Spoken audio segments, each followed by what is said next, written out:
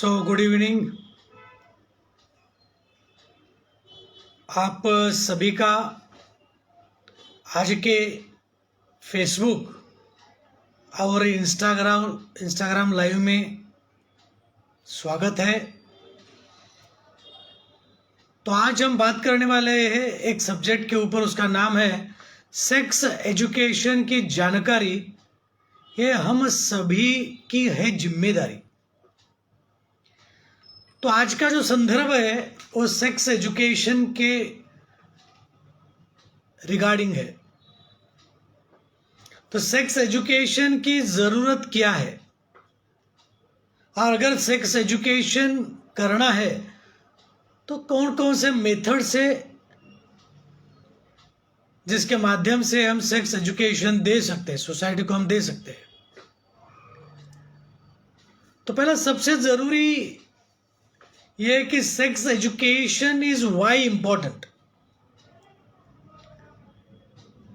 तो आजकल हम देखते हैं कि किसी भी हम टीवी चैनल को खोलेंगे, किसी अखबार को हम पढ़ेंगे, तो सब तरफ हमको ये दिखाई देता है कि रेप की जो समस्या बढ़ती जा रही है, इंडिविजुअल रेपिंग है या गैंग रेप है, इनकी समस्या धीरे धीरे बढ़ रही है। अभी ऐसी कौन सी मजबूरी है जिसकी वजह से आजकल सेक्स एक्सटॉल्टेशंस की समस्या बढ़ रही है?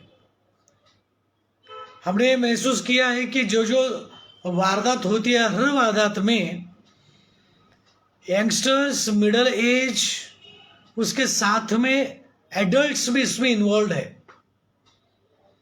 और ज़्यादातर ये पाया जाता है कि जो कम उम्र के जो लड़कियां हैं उनका टारगेट किया जाता है।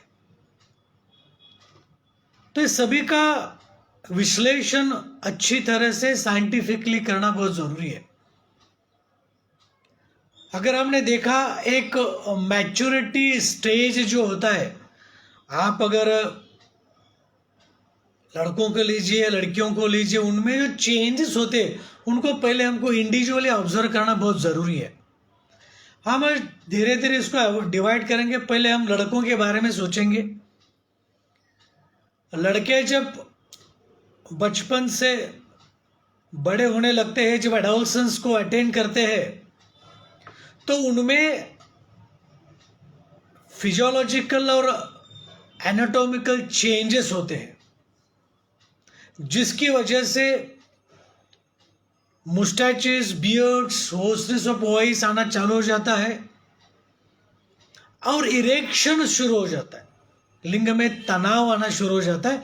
एंड एट द एंड उनमें इजैकुलेशन या वीर्य का स्खलन होने की चांसेस बढ़ने चालू हो जाती है। ये यंग एज जो है, so tentatively from 5th age to the 10th के, सो 5th 10th के ऊपर जो है 12th तक, दिस एज में चेंजेस हमको जनरली दिखते हैं। उसके बाद में दे गो टू द कॉलेजेस में उनमें चेंजेस अलग हो जाते हैं। प्री मैरिटल में अलग होते हैं, पोस्ट मैरिटल में अलग होते हैं। तो हमने देखा कि ये सब चेंजेस है, चाइल्डहुड के चेंजेस है, उसके बाद एडोलसेंस के चेंजेस आते हैं, उसके बाद post adult means before the marriage वो एक स्टेज आती है, उसके बाद में प्री मैरिज का एक स्टेज उनमें मन में आता है, उसके बाद पोस्ट मैरिज एक स्टेज आता है, लास्टली आफ्टर 40 और 45, ऐसे 6 to 7 फेजेस हर एक बच्चा from the beginning up to the old age they are passing through this cycle. और ये हमने देखा है कि हर साइकिल में एक साइकोलॉजिकल चेंजेस बदलते हैं और फिजियोलॉजिकल चेंजेस बदलना शुरू हो जाता है। बचपन में उनके फिजियोलॉजिकल और साइकोलॉजिकल चेंजेस अलग होते हैं, बाद में एडोलसेंस में अलग होते हैं। ऐसा हर टाइम में उनका चेंजेस हमने पाया है। इसलिए हर एज चेंजेस, जहाँ चेंजेस होते फिजिकल और इमोशनल और साइकोलॉजिकल, हर वो फेज में हमको काउंसलिंग करना बहुत ज़रूरी है. In the same way in the females, जो लड़कियां जब बचपन में होती है तो उनका एक स्कूल गोइंग एज होता है, उसके बाद में दे बिकम एडल्ट. जब वो एडल्ट होते हैं उसके बाद उनका मेंस्ट्रुअल फ्लो चालू हो जाता है, ब्रेस्ट में एंगॉजमेंट होना शुरू हो जाता है. उसके बाद में so they premarital stage and post marital stage and they go to the menopausal stage, जहाँ उनकी पीरियड्स बंद हो जाते. सो ये दोनों जो चेंजेस है ये पुरुषों में और स्त्रियों में पाए जाते हैं. और इन दोनों में एडोलसेंस का जो एज है उसमें अपोजिट सेक्स अट्रैक्शन एक कॉमन दोनों में रहता है. तो ये जो सभी चेंजेस हमको दिखते हैं, इसके बारे में हमको डिटेली सोचना भी उतना ही ज़रूरी है. अभी हम मेल्स के बारे में बात करेंगे, बाद में फीमेल्स के बारे में बात करेंगे. अभी हम लड़कों में हमने देखा कि अब तो age of 4 and 5 and 6 playful mood में उनका रहता है. उसके बाद में once they attend the adolescence, तो ये सबसे ज़रूरी है. ये we observed in the society कि फीमेल्स के लिए बहुत अच्छी तरह से गाइडेंस मिलता है, लड़कियों को गाइडेंस मिलता है, स्कूल्स में मिलता है या उनके पेरेंट्स के थ्रू मिलता है. जो मदर है, मदर अपने लड़की को अच्छी तरह से समझाती है कि उनमें फिजियोलॉजिकल, उसमें फिजिकल चेंजेस क्या हो रही है, साइकोलॉजिकल चेंजेस क्या हो रहा है, या मेंस्ट्रुअल फ्लो क्यों हो रहा है, मेंस्ट्रुएशन के ड्यूरेशन में क्या हमको प्रिकॉशंस लेना है. ऑल दिस थिंग्स मदर जो लड़की को अच्छी तरह से समझाती है. इसलिए हमने देखा है कि लड़कियों में बहुत सारे कन्फ्यूजन्स नहीं होते हैं ड्यूरिंग देयर एडोलसेंट एज. मगर जब लड़के एडोलसेंट एज में अटेन करते हैं, जब उनमें बियर्ड्स आना शुरू हो जाता है, एक्सिलरी हेयर्स, प्यूबिक हेयर्स आते हैं, वॉइस में चेंजेस आना शुरू हो जाता है, और धीरे धीरे पाया जाता है कि उनमें अपोजिट सेक्स में इंटरेस्ट बढ़ता है या लिंग में तनाव बढ़ता है. और उसके बाद जो एक मास्टरबेशन की आदत लगती है और वीर्य का स्खलन होता है. और एट दिस स्टेज ये जो एडल्सेंट एज लड़कों का जो है, they are in a totally confusion. और कंफ्यूजन होते हैं मगर उनको गाइड करने वाले कोई नहीं रहते हैं. बीइंग अ फादर, हमने ये पाया नहीं कि parents as a father, the father is counselling to the son. So this is not happening in the society. इसलिए जो हमने एक मॉडल बनाया है कि जिसमें सेक्स एजुकेशन बहुत ज़रूरी है. तो एक थॉट जो है वो बोलते हैं कि सेक्स एजुकेशन करना नहीं चाहिए. अगर आपने सेक्स का एजुकेशन दे दिया तो बच्चों की इसमें डिटेलिंग आ जाएगा और फिर से ज़्यादा इन्वॉल्व हो सकते हैं. ऐसा एक थॉट प्रोसेस है सोसाइटी में. मगर being a sexologist, what we feel is it is our responsibility to tell the good and bad things about the sex to the young generation, to the population. अगर हमने उनको बताया कि this is right and this is wrong, तो they are much more aware and mature to adopt good or bad things. मगर उनको knowledge देना बहुत ज़रूरी है. अगर हमने साइंटिफिकली उनको अगर नॉलेज दिया नहीं है, तो हमने पाया है कि आजकल बहुत सारे यूट्यूब्स पे सो कॉल्ड डॉक्टर्स अवेलेबल है, सो कॉल्ड फिलोसोफर्स अवेलेबल है.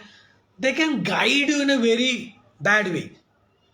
So it is a very required कि सोसाइटी में हमारे जैसे डॉक्टर्स आके सही तरह से सोसाइटी को गाइड करें.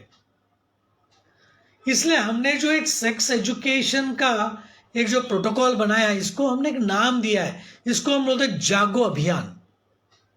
इस जागो अभियान के माध्यम से हम समाज के हर एक स्तर में सेक्स का एजुकेशन प्रमोट कर रहे हैं।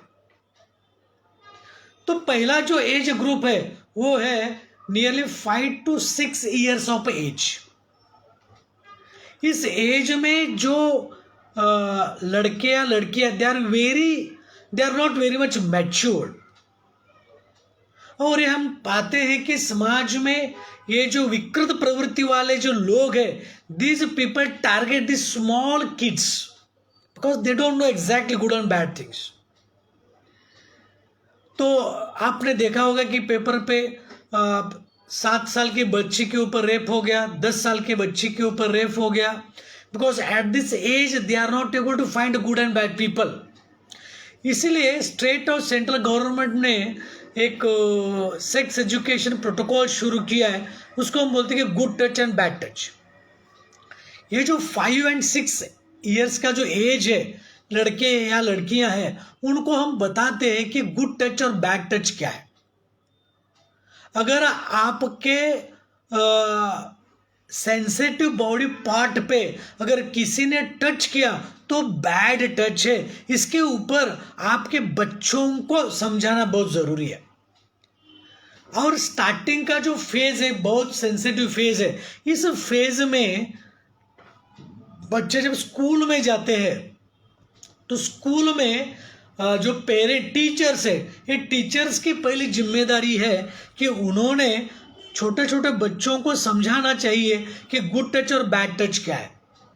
अगर कोई if any unknown person is coming and touching to your private parts, जब प्राइवेट पार्ट्स को कोई आपके घर वाले रहने दो या रिलेशन में या फ्रेंड सर्कल में या कोई भी अगर है, अगर बच्चों के मेल हो या फीमेल हो, अगर उनके प्राइवेट पार्ट्स पे अगर टच करता है तो बैड टच है, और इसके बारे में उनको उनके पेरेंट्स को बताना चाहिए। इसका एजुकेशन इस एज में हमको टीचर्स के थ्रू आपके बच्चों को बताना बहुत ज़रूरी है। जब ये बच्चे समझेंगे कि बैड है तो दे आर वेरी प्रोन, वो अप्रोच करेंगे, टीचर को अप्रोच करेंगे या पेरेंट्स को अप्रोच करेंगे। इसकी वजह सेक्स अब्यूज के जो चांसेस है वो बहुत कम हो जाएंगे।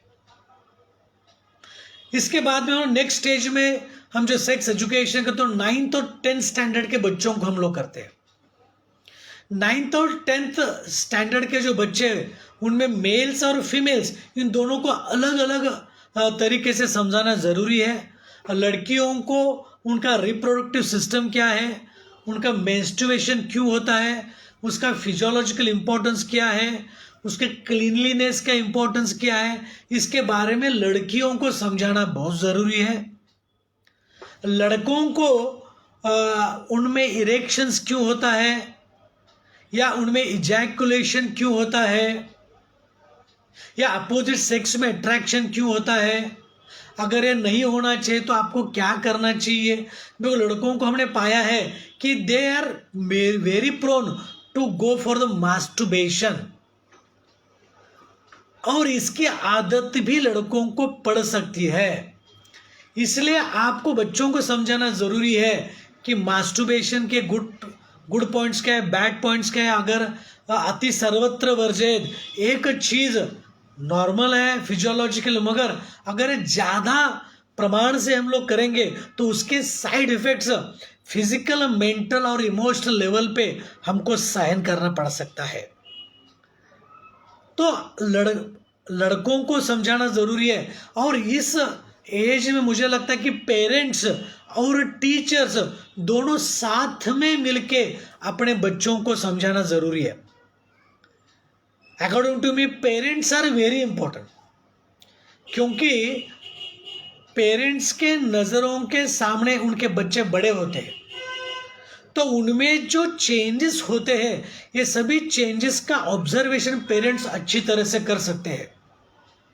उनमें बात करने में कोई चेंजेस आ रहा है या इमोशनल में कोई चेंजेस आ रहा है या फिजियोलॉजिकल कोई चेंजेस आ रहा है, तो तो आपको ऑब्जर्व करना ज़रूरी है। और जब आपको लगता है कि मेरे लड़के या लड़कों में कुछ चेंजेस आते हैं, तो आपको उनके साथ फ्रीली, ये वर्ड बहुत इंपॉर्टेंट है, फ्रीली आपको डिस्कस करना ज़रूरी है कि उनमें फिजिकल जो चेंजेस हो रहा है उसका जो इम्पैक्ट है उनके माइंड के ऊपर और उनके इमोशन के ऊपर कैसा हो रहा है, इसके बारे में आपको डिटेली बात करना है। Parents are a very key role in the sex education. Specially हमने देखा है हमारे क्लिनिक में कि mother is a very good counsellor to the girl, but पिताजी जो है या फादर जो है वो सन के ऊपर सेक्स एजुकेशन के ऊपर बात करते हुए हम नहीं देखते। जब लड़के या लड़की एडोलसेंट एज को अटेन करती है तो the parents should become the friends with their kids, और फ्रेंड्स होने का उनको ऐसा एटमॉस्फेयर बनाना है जिसकी वजह से आपके लड़के या लड़कियां आपको उनके सेक्सुअलिटी के बारे में बताए, उनके सेक्सुअलिटी के बारे में आपके साथ डिस्कस करें, क्योंकि they feel very comfort with you as a parent. तो प्लीज आप खुल के इनके साथ बात कीजिए। उसके बाद में टीचर्स, जब स्कूल में स्टूडेंट्स जाते हैं तो टीचर की भी जिम्मेदारी होती है कि उनके सेक्सुअलिटी के बारे में उनको बताए, क्योंकि they are teaching the biology like subjects where they are teaching the reproductive organ, reproductive systems. This is very commonly observed that बहुत सारे जो टीचर्स है वो इस सब्जेक्ट को अवॉइड करते हैं। They are not able to explain these topics like the male reproductive system, the anatomy, physiological functions, female reproductive system, anatomical they are not able to explain the students clearly. उनको भी ये बताना, जबकि ये sex education is very important, ये parents और teacher दोनों को साथ में ये बताना बहुत जरूरी है। सो हमने पाते हैं कि अप टू दिस एज, तो बच्चे जब नियरली आप 12th स्टैंडर्ड तक जाते हैं तो दोनों का ही रोल होता है, पेरेंट्स बाद में टीचर्स। उसके बाद में जब स्टूडेंट्स कॉलेज एज में जाते हैं, दे बिकम्स वेरी मैच्योर। उनको मालूम है सेक्स के प्रॉब्लम्स क्या होते हैं, because they are nowadays all students they are having the mobile phones and they know everything. तो इसके बाद का जो रोल आता है वो आता है डॉक्टर्स का। सो डॉक्टर्स जब भी हमारे क्लिनिक में आते हैं, बहुत सारे स्टूडेंट्स हमारे पास आते हैं, मास्टरबेशन एडिक्शन के स्टूडेंट्स आते हैं, पोर्नोग्राफी एडिक्शन के स्टूडेंट्स आते हैं। बहुत सारे टाइम में तो हमने देखा है कि उनके पेरेंट्स बच्चों को लेके आते हैं। जब पेरेंट्स और बच्चों के रिलेशन अच्छे हो जाते हैं तो पेरेंट्स लेके आते हैं कि पोर्नोग्राफी या मास्टरबेशन का एडिक्शन हुआ है, तो हमारे पास एक प्रोग्राम्स है, डी एडिक्शन के प्रोग्राम्स है। तो ज़रूरी क्या है कि ऐसे अगर स्टूडेंट्स या पेशेंट्स अगर डॉक्टर के पास आते हैं तो please don't prescribe the medicine. बच्चों के ये जो फिजियोलॉजिकली, इमोशनल और साइकोलॉजिकल चेंजेस है उसके बारे में उनको समझाना, एडुकेट करना बहुत ज़रूरी है। Being a doctor, please try to counsel the patient. तो सो मेनी टाइम जो ऐसे क्लिनिक में पेशेंट आते हैं, हम कोई मेडिसिन भी देते नहीं है, सिर्फ काउंसलिंग भी करने के बाद दे फील वेरी गुड, एंड इसकी वजह से उनमें बहुत सारे पॉजिटिव चेंजेस हमने पाया है। और हमको से समझाना भी ज़रूरी है कि अगर उन्होंने सेक्स अब्यूज़ किया या उन्होंने रेप करने की अगर कोशिश की तो इंडियन पिनल कोड्स क्या है, उनको क्या सज़ा हो सकती है, प्रॉक्सी क्या है, इसके बारे में भी अपने बच्चों को बताना बहुत ज़रूरी है। रेप करने के बाद क्या सज़ा हो सकती है, बिकॉज अगर ये सभी चीज़ें उनको नहीं बताएंगे तो रेप करने से पहले वो नहीं सोचेंगे। ये this is the college level तक ये तीनों का रोल पेरेंट्स और टीचर्स और डॉक्टर्स का रोल होता है। उसके बाद में सेक्स एजुकेशन का नेक्स्ट जो स्टेप है वो है प्री मैरिटल सेक्स काउंसलिंग।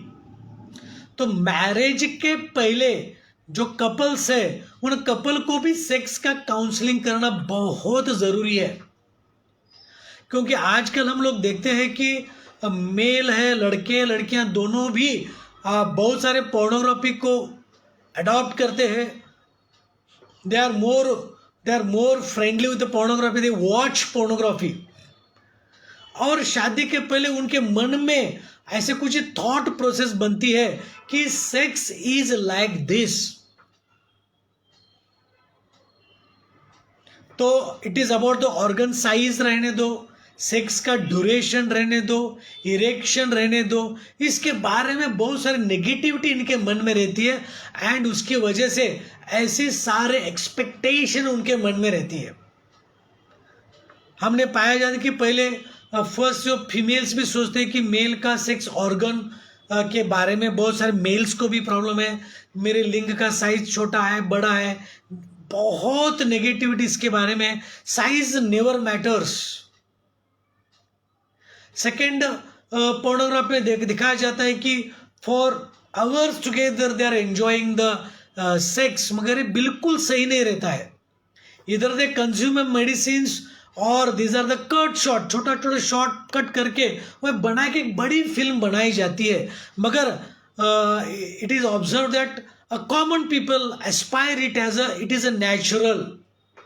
और शादी के बाद जब वो साथ में आते हैं तो उनको लगता है कि this is right way to do the sex, और जब ये होता नहीं है तो उनमें बहुत सारे दिक्कतें आती है। हमने पाया है कि they are going for the divorce because I am not getting a sexual satisfaction from my parent.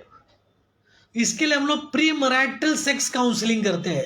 उसमें हम लोग समझाते हैं कि what is the truth and what is the pornography. और वंस उनके मन में अगर ये सभी चीजें क्लियर हो जाती है then they could able to perceive the sex in a very positive way. तो एक बार शादी के पहले तो उनका थॉट प्रोसेस क्लियर हो जाएगा। उसमें हनीमून रहता है, हनीमून में कैसे क्या करना चाहिए, क्या अप्रोच रहना चाहिए, ये सभी चीज़ें डॉक्टर्स को ही, पेरेंट्स को नहीं या टीचर्स को, डॉक्टर को अच्छी तरह से काउंसलिंग करना बहुत ज़रूरी है। इसके लिए couple should approach to the sexologist. उसके बाद में पोस्ट मैरिटल काउंसलिंग, क्योंकि इसमें भी बहुत इंपॉर्टेंट चीज़ है कि एक बार अगर डिलीवरी होने के बाद मदर का जो इंटेंशन वो चेंज हो जाता है because she involve in the kid's growth, मगर parents as a father they are expecting the same sexual response from the wife. इसमें भी कॉन्फ्लिक्ट होने के चांसेस है, इसलिए हम लोग उनको भी पोस्ट मैरिटल सेक्स काउंसलिंग हम लोग करते हैं, एजुकेशन हम लोग देते हैं। एंड एट द एज 45 के बाद में भी सेक्स काउंसलिंग, सेक्स एजुकेशन की ज़रूरत है। तो अगर if you are able to see this all process properly from the age of 6, 7, 8 up to the age of 40, 50 continuously हमको सेक्स एजुकेशन करना बहुत ज़रूरी है। एंड सेक्स एजुकेशन को हमको बहुत पॉजिटिवली लेना है, but only thing is that it should be done by the right person with the right intention. अगर एक डॉक्टर है या पेरेंट्स है या गुड टीचर्स है and if they are counselling the kids properly then it is a proper sex education. और अलग अलग स्टेजेस में जब हम सेक्स का काउंसलिंग एजुकेशन करेंगे तो I think being a sexologist I think कि ये आजकल बहुत सारे जो रेप के केस बढ़ रहे, डेफिनेटली केसेस कम होना चालू हो जाएगा। तो इट इज़ माई एक्सपेक्टेशन कि अगर आपके घर में बच्चे हैं तो उनके साथ भी आप friendly being a parents friendly आपको रहना है, अच्छी तरह से काउंसलिंग करना है और हर एक स्टेज में आपको ध्यान से इसको फेस करना ज़रूरी है। और इसमें हम लोग चाहते हैं कि मेडिसिन का रोल क्या है। से मेडिसिन का रोल कहाँ है? मेडिसिन का रोल, अगर सेक्स का कोई इश्यूज है, सेक्सुअल डिसऑर्डर अगर है, तो ही आपको मेडिसिन की जरूरत है। अदरवाइज इसमें मेडिसिन का रोल बहुत कम है। इसमें जो मेन रोल है वो है sex education, sex counselling, and to tell the people what is good and what is bad. अगर हम अच्छी तरह से हर एक स्टेजेस को हम लोग करेंगे तो इसमें एक बहुत अच्छा रिवॉल्यूशन सोसाइटी में हो सकता है। मेरा नाम डॉक्टर राज्य वैद्य Shivanand Patil, BAMS, MD, PhD Ayurveda. Since last 10 years, I am practicing as a sexologist and male infertility specialist at Kolhapur, Maharashtra. इसमें हमारे क्लिनिक में हम लोग सेक्स के सभी इश्यूज, प्रॉब्लम्स को हम लोग आयुर्वेद के माध्यम से ट्रीट करते हैं। इसमें मेडिसिन्स है, पंचकर्म का ट्रीटमेंट है, या उत्तर बस्ती जैसी ट्रीटमेंट्स है, इनका हम देते हैं। डाइट का हम प्रोटोकॉल्स देते हैं। योगा, मेडिटेशन के बारे में भी हम पेशेंट्स को बताते हैं। जागो अभियान जो हमारा सबसे पॉपुलर है, इसके माध्यम से हम लोग कॉलेजेस, स्कूल्स में जाके वहाँ हम सेक्स का एजुकेशन देते हैं as a free of cost. Schools में पेरेंट्स मीट में हम लोग जाके पेरेंट्स को हम लोग काउंसलिंग करते हैं कि आपको अपने बच्चों के साथ उनके सेक्सुअलिटी के बारे में कैसे बात करना चाहिए। हम उनके पेरेंट्स को पहले समझाते हैं पेरेंट मीट में। उसके बाद में हम लोग स्टूडेंट्स को at the 6th and 7th as का अलग है, 9th 10th स्टैंडर्ड में अलग बताते हैं, या डिग्री लेवल पे अलग अलग स्टेजेस पे स्टूडेंट्स को अलग अलग तरीके से हम एज अ मास काउंसलिंग करते हैं, जिसकी वजह से उनके जो नेगेटिव थॉट प्रोसेस है उनको हम क्लियर करते हैं। सेशन के बाद क्वेश्चन आंसर सेशन रहता है, या I will be there for half an hour. किसी को पर्सनली भी कुछ पूछना है तो हम लोग उनको गाइड करते हैं, एक सही तरीका, एक हेल्दी तरीका हम लोग उनको बताते हैं। उसके बाद में हमारे बहुत सारे ट्रीटमेंट प्रोटोकॉल्स हैं। उसमें बीज शुद्धिकरण चिकित्सा है। अगर पुरुषों में उनके वीर्य के संबंध में अगर कोई प्रॉब्लम्स है जिसकी वजह से बच्चे होते नहीं हैं, तो हम लोग दवाई, मेडिसिन दे के हम लोग ये ट्रीट करते हैं, बीज शुद्धिकरण चिकित्सा। सभी सेक्सुअल डिसऑर्डर को ट्रीट करने के लिए कामोचित चिकित्सा है, victory over sexual disorders. And females के लिए गर्भ स्थापन चिकित्सा, उसमें गर्भ धारणा होने के बाद गर्भ का स्थापन कैसे होना चाहिए, इसके बारे में हम लोग उनको ट्रीटमेंट करते हैं। ये रिसर्च ओरिएंटेड ट्रीटमेंट प्रोटोकॉल्स हमारे पास है। बहुत सारे पेशेंट जिन्होंने IVF किया है, IUI किया है और फेल हुआ है, उनको भी हमने ऐसे ट्रीटमेंट्स करके बहुत अच्छी तरह से पॉजिटिवली रिजल्ट्स उनको हमने दिया है। हमारा सोशल मीडिया, जिसमें YouTube चैनल है हमारा डॉक्टर शिवानंद पाटिल सेक्सोलॉजिस्ट, उसको आप सब्सक्राइब कीजिए, बेल आइकॉन को प्रेस करके फॉलो कीजिए। आज तक से 1 साल के ऊपर से बहुत सारे वीडियोस इसमें अवेलेबल है, आप देख सकते हैं। हमारा इंस्टाग्राम, फेसबुक में अकाउंट है डॉक्टर शिवानंद क्लिनिक, इसको भी आप फॉलो कर सकते हैं। हर महीने में 2 बार हम लोग फेसबुक लाइव का सेशन करते हैं 7 to 7:30। हर महीने के लास्ट थर्सडे हम गर्भधारणा कार्यशाला करते हैं। ये जूम पे रहता है, फ्री ऑफ कॉस्ट। प्रेगनेंसी होने के लिए क्या क्या करना चाहिए इसके बारे में हम लोग बताते हैं। और अगले महीने में हम लोग एक चर्चा सत्र, काम संवाद करके चर्चा सत्र शुरू कर रहे हैं, जिसमें दुनिया भर के सभी सेक्सोलॉजिस्ट को हम आमंत्रित करेंगे और वो आपके साथ सेक्स एजुकेशन या सेक्सुअल डिसऑर्डर्स के बारे में डिटेली बात कर सकते हैं। आज के दिन आप सभी ये फेसबुक और इंस्टाग्राम लाइव में उपस्थित रहे, इसके लिए मेरी तरफ से आप सभी को आभार। Thank you very much.